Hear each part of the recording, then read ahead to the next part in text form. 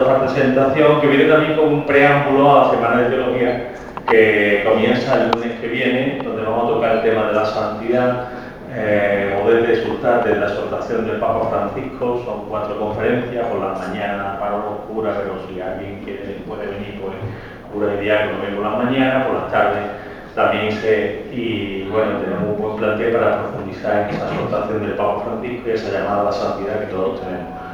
Y sin más, yo le doy paso al presentador de don José Luis Repeto. Pienso que tiene poca presentación, pero me imagino que sí que la da muy bien y que necesitamos también esa presentación. Y después le voy a dar la palabra a don José Luis. O sea que a mi manera, que seguro ameno va a ser la presentación. ¿No? Aburrido no nos vamos a aburrir. Así que doy la palabra. Gracias, don José. Excelentísimo señor obispo de nuestra diócesis de Asidonia, Jerez, don José Mazzolos Pérez. Monseñor don José Luis Repeto Vélez, autor del libro cuya presentación nos ocupa, sacerdotes diocesanos, religiosos, religiosas, seglares, amigos todos, muy buenas tardes. El motivo que me trae hoy aquí y a la vez me honra es el de presentar el libro Los Santos Padres del siglo II al siglo IX, de mi gran amigo y por todos conocidos, don José Luis Repeto Vélez. Una tremenda ilusión me hace estar aquí, ya que pronto podría celebrar junto a él los 25 años de amistad, desde aquel año de 1994, cuando, por enfermedad del fundador y director de la Coral de San Salvador, me abrió las puertas de la catedral para encargarme de la coral en plena celebración del tercer centenario de la construcción del templo colegial, con la interpretación de una Eucaristía en rito hispano-mozárabe. Presentar a don José Luis es tarea casi sobra, pues todos los presentes aquí le conocéis. Aunque salvadoreño de nacimiento, tanto por los años que lleva en Jerez, como por la cantidad de responsabilidades y actividades que ha desarrollado en nuestra ciudad, él ha sido, es y será una persona vinculada a la sociedad jerezana de por vida. Han sido muchas las responsabilidades que ha tenido a lo largo de su trayectoria, pero creo que hay una por la cual sin duda le recordaremos siempre todos los jerezanos. Y esa fue la de deán de la Santa Iglesia Catedral. Somos muchos, sobre todo gente de mi generación, los que aún vemos a don José Luis y pensamos, ahí va el señor deán, haya pasado el tiempo que sea. Y como no puede ser de otra manera, ha sido él el encargado de escribir este libro que hoy tengo el honor de presentaros. En contraposición a la literatura actual, donde la mayoría de las obras se centran en temas mundanos, o incluso algunos se sumergen en la memoria histórica de un país, no podría haber nadie mejor que don José Luis para encargarse de ilustrarnos y sacar a la luz otra memoria histórica mucho más desconocida y no por ello menos precisa de conocer. Hoy día, donde la faceta espiritual ha llegado a estar en parte ensombrecida por otros temas mucho más banales, gracias a la patrística, a la patrología, y de grandes autores que han contribuido a ellas, como lo es don José Luis, podemos conocer y profundizar sobre aquellos que han sido los pilares de nuestra fe. Un conjunto de santos escritores cuyas enseñanzas tuvieron un gran peso en el desarrollo de la teología, la incorporación de la tradición y la consolidación de la liturgia a lo largo de los siglos. Un conjunto de doctrina que es considerado testimonio de la fe y de la ortodoxia en el cristianismo, continuadores de la obra que los apóstoles habían iniciado. Autores que permanecieron fieles a la norma paulina de Depositum Custodi, a la santidad de vida, y que han sido aceptados por la Iglesia, siendo invocados como autoridades por los fieles de los siglos siguientes, enseñando a todas las generaciones posteriores. Es un estudio riguroso y apasionado, propio de un gran profesor como es él, de alguien que ha consagrado su vida a la Santa Madre Iglesia y que en este momento de su vida, donde el tiempo libre se vuelve reflexión, ha querido compartir con todos aquellos que tengamos el placer de leerlo la esencia en estado puro de nuestra fe. Creo que todo lo que pueda decir de más sobra, que nadie mejor que el autor, don José Luis, para hablarnos de su obra.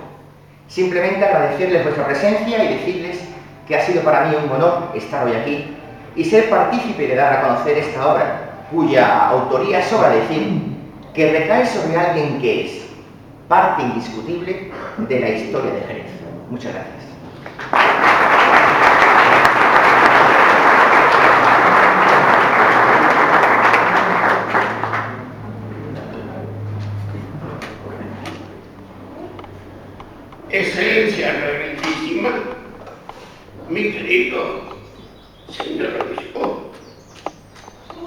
Ante todo, deseo darle las gracias más sinceras por la presencia de vuestra excelencia en este acto, habiéndome permitido celebrarlo en este salón del obispado.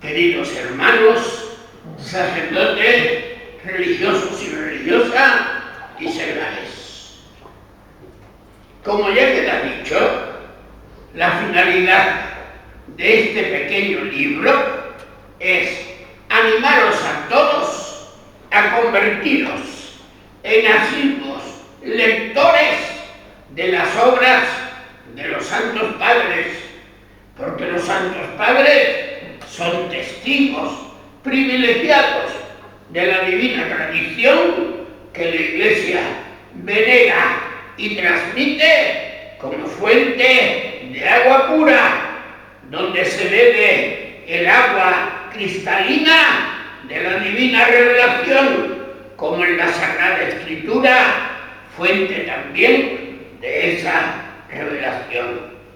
La palabra tradición evoca un concepto antiquísimo, según el cual se transmite inicialmente de palabra al oyente un mensaje o doctrina digna de fe, aunque nada impide que esa palabra o mensaje oral tras su recepción pueda ser puesto por escrito e incluso comentado para utilidad de muchos y para su mejor conservación.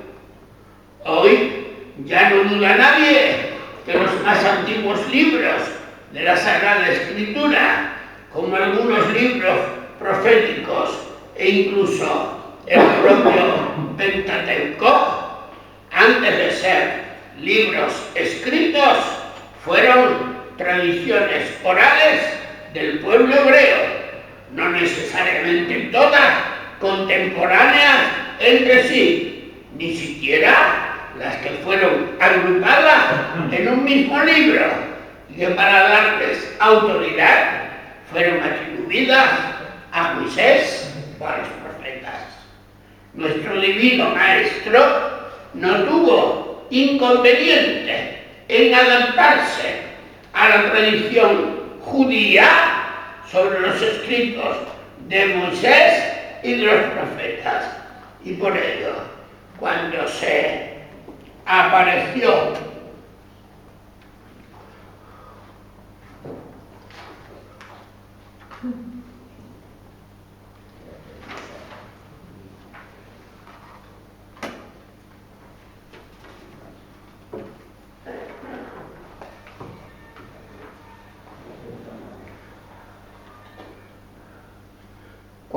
apareció a los apóstoles después de su resurrección yendo camino de Emaús, dice el Evangelio de San Lucas, capítulo 24, que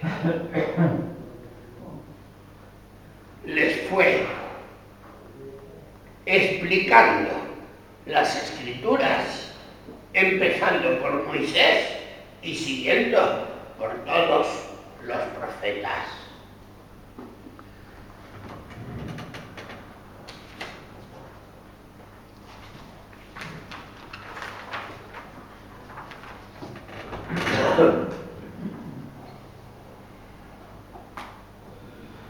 En la lengua griega, que como sabéis es la lengua en que está escrito el Nuevo Testamento, tradición se dice paradosis, que es el sustantivo del verbo paraditomi, que significa entregar, y referente a las noticias se usaba para señalar cuando alguna noticia se le daba a alguien y se refería casi siempre a las noticias transmitidas de palabra.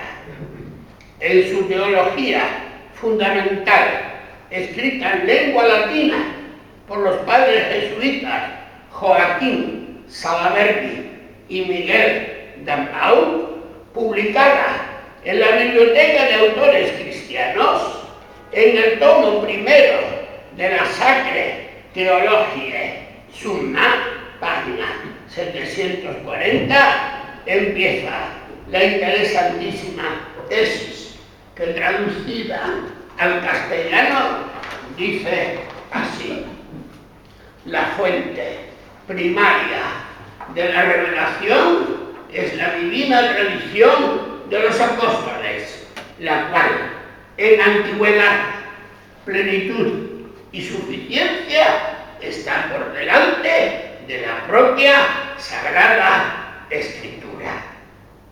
El Concilio Vaticano II entendió que la divina revelación era un tema tan importante que no podía ser omitido entre los temas conciliares. Le dedicó por ello un documento de la máxima categoría, una constitución dogmática. En ella omitió la discusión sobre si escritura y tradición son dos distintas fuentes de la divina revelación. Omitió la discusión. Se atuvo a hablar de ambas, pero sin dejar de decir lo básico que dicen los partidarios de la tradición y que tan obstinadamente niegan todos los protestantes. La Iglesia no saca exclusivamente de la Escritura la certeza de todo lo revelado. Y dice esto porque anteriormente ha puesto un párrafo que podemos calificar de áureo y que es este: la tradición y la Escritura están estrechamente unidas y compenetradas, manan de la misma fuente, se unen en un mismo caudal, corren hacia el mismo fin. Ambas se han de recibir y respetar con el mismo espíritu de devoción. Punto número 1. Contra el valor de la tradición estuvieron en general los gnósticos, a los que contestaron, por ejemplo, San Ireneo y Tertuliano, reafirmando lo que desde tiempo atrás en la Iglesia se venía enseñando, y a las dificultades que al valor de la tradición ponían donatistas y pelagianos, porque era claro que su doctrina y sus prácticas no se ajustaban a la praxis de la Iglesia, contestó sabiamente San Agustín. Y desde el principio estuvieron en contra del valor doctrinal de la tradición los protestantes, que siguieron en esto a Wycliffe. En la llamada Fórmula Protestante de Concordia número 1 se dice: creemos que la única regla de la fe son de forma absoluta los escritos proféticos y apostólicos recogidos en la Sagrada Escritura del Antiguo y del Nuevo Testamento. Esta misma radical afirmación fue suscrita por calvinistas y anglicanos y en general por todos los protestantes.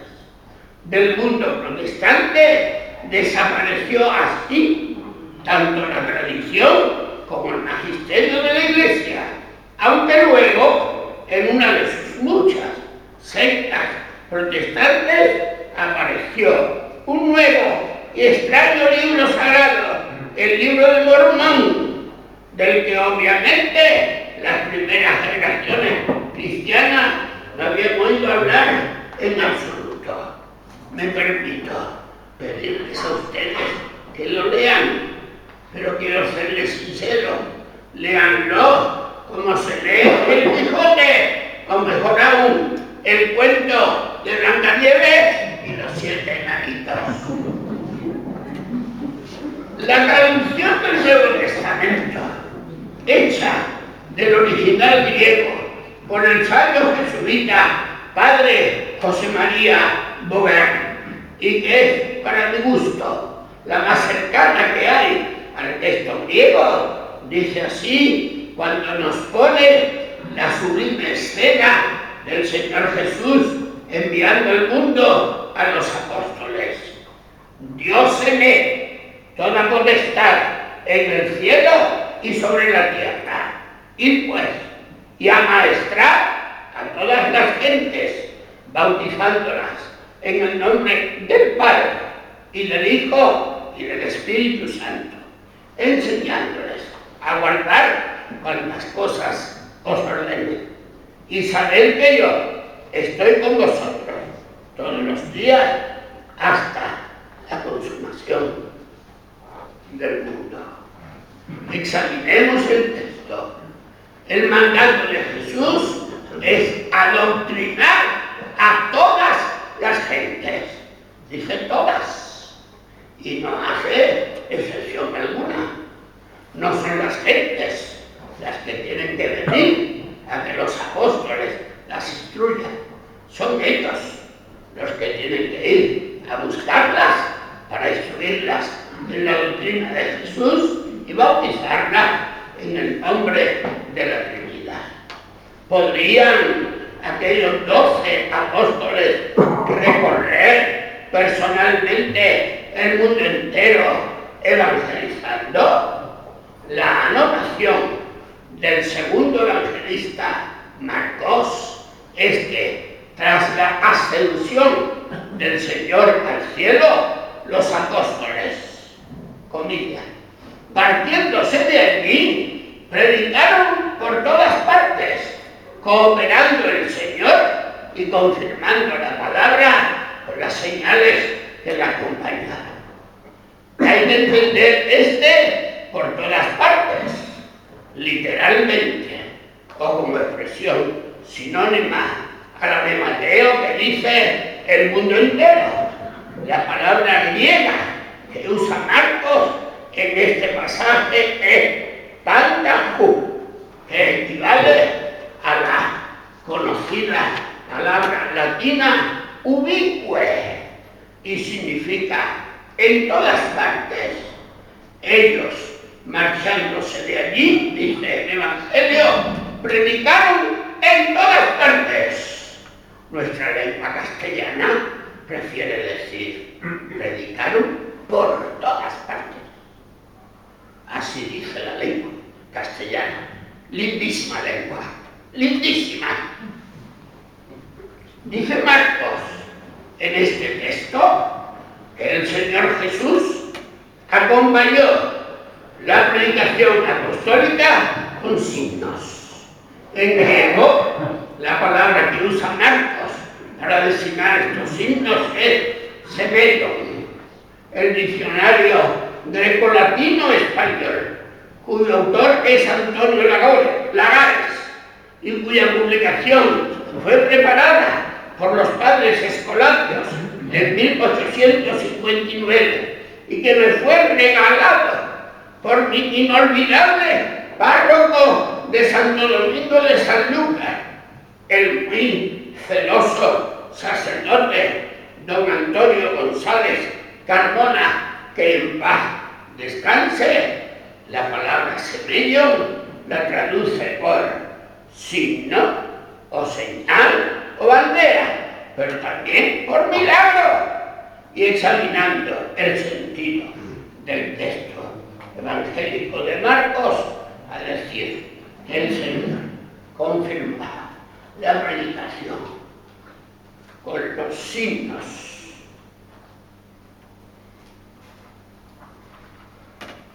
Yo muy torpe no sé.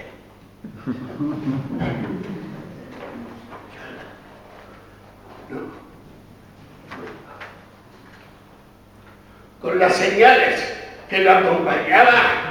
¿Con qué otras señales pueden ser, sino señales milagrosas que por ser necesariamente obra de Dios confirmaba la enseñanza que había sido transmitida?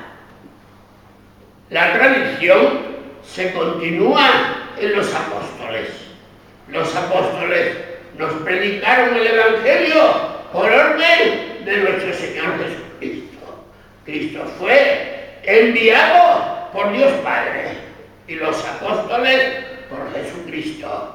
Y subido Jesús al cielo, los apóstoles empezaron a predicar el Evangelio por todas partes, como nos dice Marcos.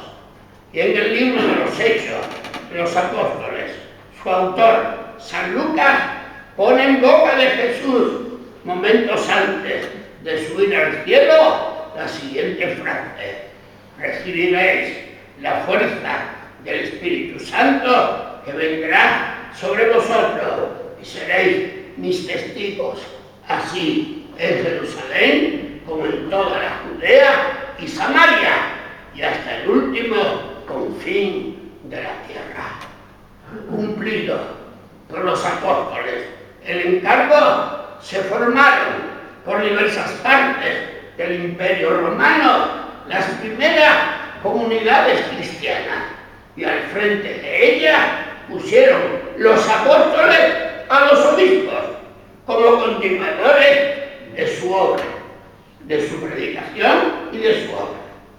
Fuera cual fuera la configuración primitiva del episcopado, un tema sobre el que ha habido discusiones, es un hecho comprobado que al menos desde mediados del siglo II el episcopado era ya monárquico en todas partes. Es decir, cada iglesia, o decimos diócesis, estaba regida por un solo obispo encargado de gobernarla y adoctrinarla, y en la que celebraba las funciones litúrgicas.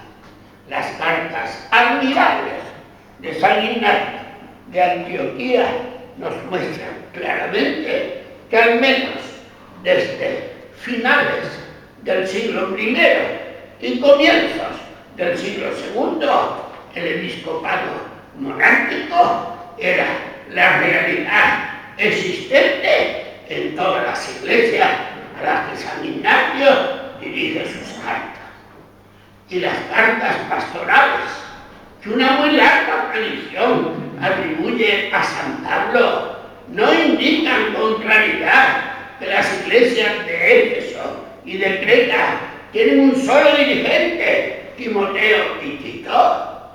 Y las cartas dirigidas en el capítulo 2 del Apocalipsis a los ángeles de las diferentes iglesias, ¿a quiénes están realmente dirigidas?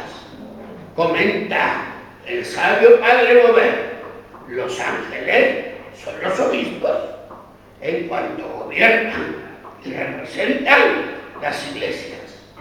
Muchas de las cosas que en las cartas siguientes se dicen de ellos no pueden aplicarse a los ángeles del cielo. Es de notar la complejidad del símbolo apocalíptico. Las estrellas simbolizan los ángeles. Los ángeles designan metafóricamente los obispos. Y los obispos representan toda la iglesia.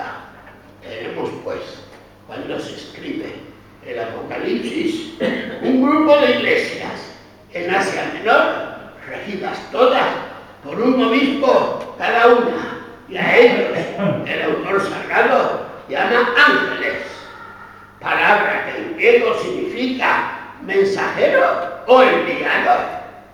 Si examinamos lo que les dice a los ángeles de cada iglesia, comprobaremos que ellos eran los encargados de custodiar la ortodoxia y la pureza moral de su respectiva comunidad, y les avisa seriamente, de antemano, que de ello el Señor les pensaba pedir cuenta. Estamos claramente ante un episcopado responsable de la situación doctrinal y moral de la Iglesia. Ellos, los obispos, han recogido pues el encargo de Jesús a los apóstoles. Ellos son sus continuadores. La santa tradición, empezada con los 12, no se ha interrumpido ni se ha muerto. Continúa viva en el episcopado. Nos conviene recordar el luminoso texto de la carta conocida como del Papa Clemente I. Dice así: los apóstoles fueron constituidos evangelizadores nuestros por el Señor Jesucristo, el cual había sido enviado por Dios. Los apóstoles fueron enviados por Jesucristo y Jesucristo enviado por Dios. Así lo dispuso Dios. Por lo tanto, recibido el mandato y llenos de certeza al haber visto a Cristo resucitado y confirmados con la fuerza del Espíritu Santo, salieron a anunciar la llegada del reino de Dios. Y así, en regiones y en ciudades, al predicar, pusieron los cimientos de las diferentes iglesias y por el Espíritu ordenaron obispos y ministros al servicio de los creyentes. Pero sucedió también que nuestros apóstoles, por medio de nuestro Señor Jesucristo, conocieron que iba a haber disputas sobre la obtención del episcopado, y por esa causa, pertrechados de una perfecta presciencia, constituyeron a los citados obispos y ministros y dejaron establecido que cuando ellos murieran, su ministerio lo tomaran otros varones dignos, con consentimiento de toda la Iglesia, y que los que hubieran servido sin tacha a la grey de Cristo, de forma humilde, pacífica y sin interés material, y por su largo servicio se hubieran creado un prestigio universal, a estos juzgamos que no pueden ser, sin injusticia, expulsados de su cargo. Es claro que son los obispos a quienes se confió lo que llama San Pablo, custodia el depósito. Estos pueden hacerlo o reunidos o todos juntos, o estando en su diócesis, cada uno. Ya los propios apóstoles no dejaron de reunirse en Jerusalén cuando hubo que tratar la cuestión de si sería vigente la obligatoriedad de los preceptos mosaicos, o los cristianos estaban libres de su cumplimiento. Y los apóstoles dijeron en un claro decreto que era norma, no el cumplimiento de la ley mosaica, sino la libertad cristiana. Nos dice el libro de los Hechos que Pablo se esforzó en dar a conocer y hasta cumplir el decreto del Concilio de Jerusalén. Según iban pasando por las ciudades, él y sus acompañantes los entregaban para que los observaran, porque habían sido decretadas por los apóstoles y presbíteros de Jerusalén. Las iglesias se robustecieron.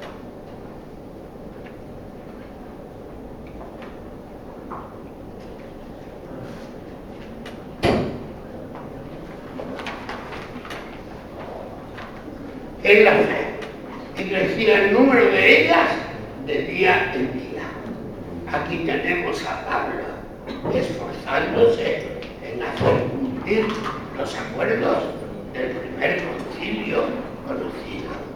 Algunos políticos se niegan a llamarlo concilio, pero era una reunión de los apóstoles presidida por Pedro, que habló palabras decisivas, tras las cuales, dice el libro sagrado, cayó toda la multitud y se tomó una decisión doctrinal y disciplinar importantísima para el ser y el obrar de la Iglesia. Porque no era aquello un concilio. Los concilios ecuménicos habido hasta ahora han defendido la doctrina tradicional de la Iglesia, definiendo dogmas de fe y condenando las distintas herejías. Unos han resultado más eficaces, otros menos, y todos no han tenido, para mi humilde opinión, dañosísima posconcilio que ha tenido el Vaticano II, del que dijo el propio Papa Pablo VI, el mes que viene santo. El Papa Juan quiso abrir las ventanas para que entrara en la iglesia aire fresco, pero lo que ha entrado es el humo de Satanás. Palabra de Pablo VI. Ahora, la pregunta es, tras el largo pontificado de Juan Pablo II, ¿podemos decir que ha salido de la iglesia el humo de Satanás? ¿Se han vuelto a llenar los seminarios y los noviciados? ¿Ha vuelto a haber la anterior abundancia de vocaciones? ¿Han dejado ya de suprimirse comunidades religiosas por falta total de vocaciones?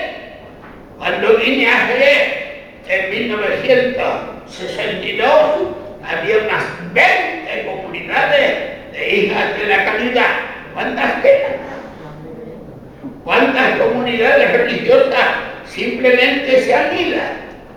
¿Qué pasaría en nuestros conventos de clausura si todas las monjas de Kenia o de Kerala o de Sudamérica tuvieran que irse a sus países?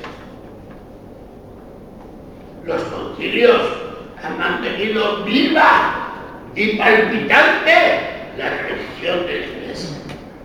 El primero de esos concilios, celebrado en Nicea el año 325, tuvo la gloria de defender la divinidad del Verbo, definiéndolo como homoousion to patri, es decir, consustancial al Padre, de su misma sustancia. No consustancial con el Padre, no, consustancial al Padre. Numéricamente de su misma naturaleza, porque en Dios la naturaleza es una sola, aunque las personas o hipóstasis sean tres, las cuales comparten la misma sustancia y naturaleza. El Padre y yo somos una sola cosa. Ego el Padre unum sumus. Los órganos de esta tradición son las personas a quienes se les hizo, a quienes ha llegado la divina revelación, los santos por los cuales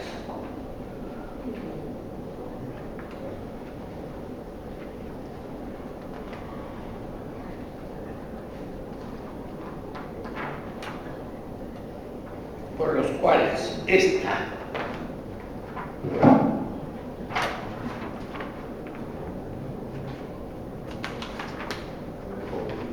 tradición se transmite son fundamentalmente la predicación y la fe de la Iglesia.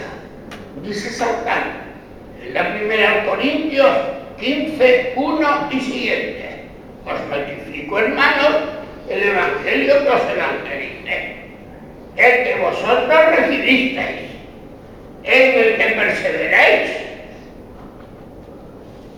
por el cual sois salvos.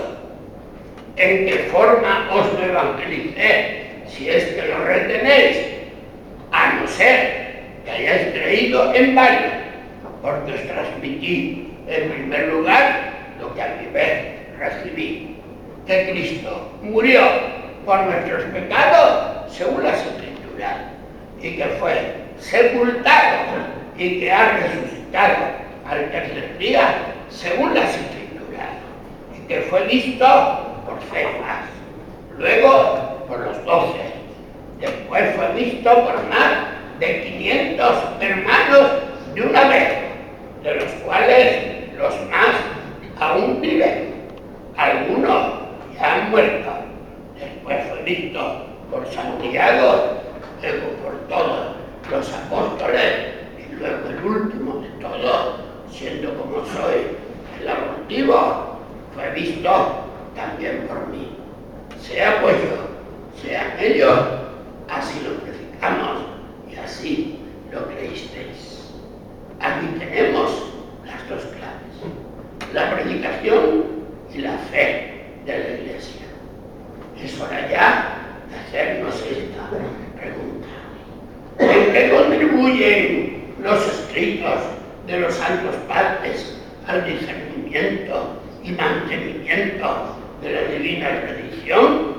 San Vicente de Lequins se propuso contestar y contestó en su conmonitorio, punto 28.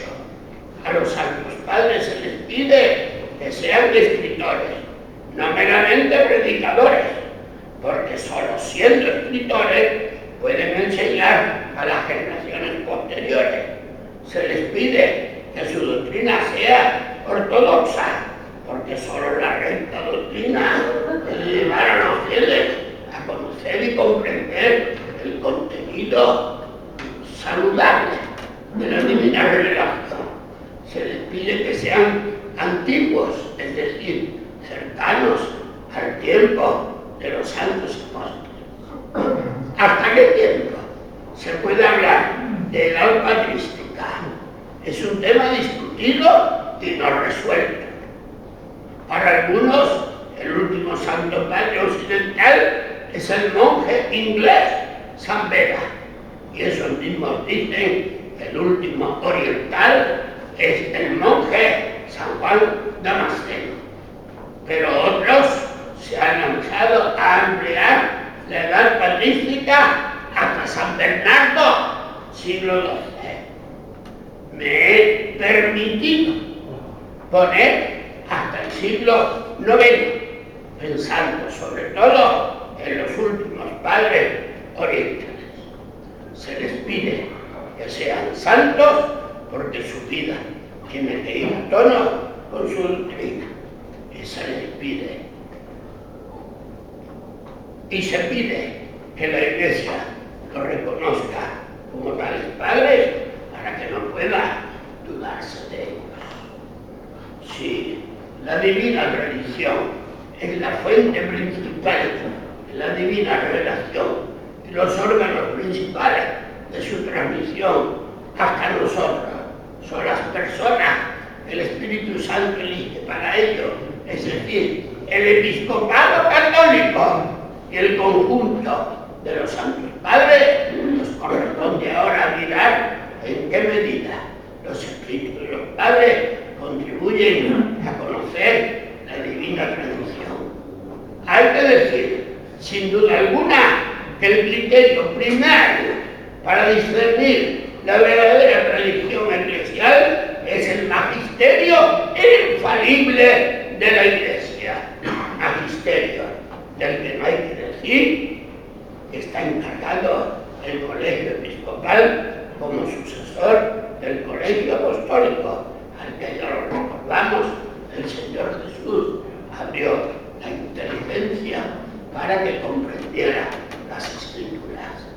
Como dice Eusebio de Cesarea en su historia eclesiástica, y en el tomo 20 del Niño Griego, página 293, el título de Santos Padres corresponde a quienes en las diferentes etapas de la historia fueron ministros de la palabra divina y el Dios escrito ha quedado para nosotros la tradición, la doctrina eclesiástica. Tiene sobre el tema un trabajo de título interesante del padre Salaberry, publicado por la Universidad Gregoriana en 1936. No he podido hacerme con ese trabajo. En la biblioteca de la colegial no está. Y entre los libros de don Cristóbal Romero Coloma, que en vida donó todo lo suyo a dicha biblioteca, digamos que yo pude ver antes de entregarlos al obispado, no venía. Cuando se habla del consenso de los santos padres, se habla de un consenso objetivo y cierto, y ciertamente de un consenso no físicamente universal o unánime, sino moralmente alto. A este consenso se apeló con frecuencia desde el magisterio de la Iglesia en los concilios ecuménicos. Con esto ponemos fin a la presentación de nuestro humilde libro. Muchas gracias.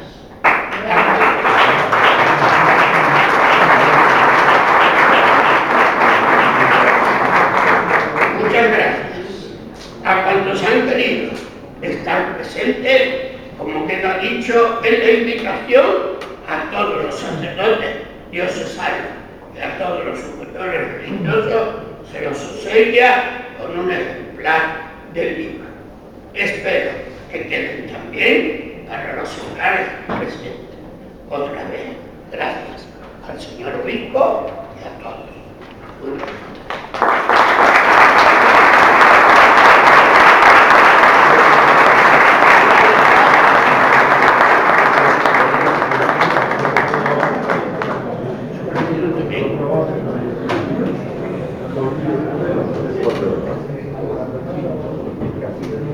Si alguien quiere hacer una pregunta, señor obispo.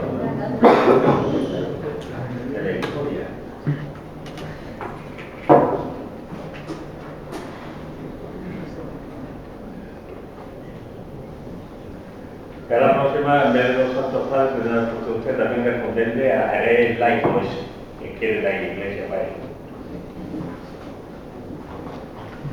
Ese tema más de usted que mío. Más de usted que mío. Pero vamos a ver. Portada del libro. He ponido a San Isidoro, un santo padre de Andalucía. ¿Vale la pena o no? Un santo padre de Andalucía. Porque Isidoro no nació en Cartagena. Están los cartageneros, ¿verdad? ¡No! Nació en Sevilla.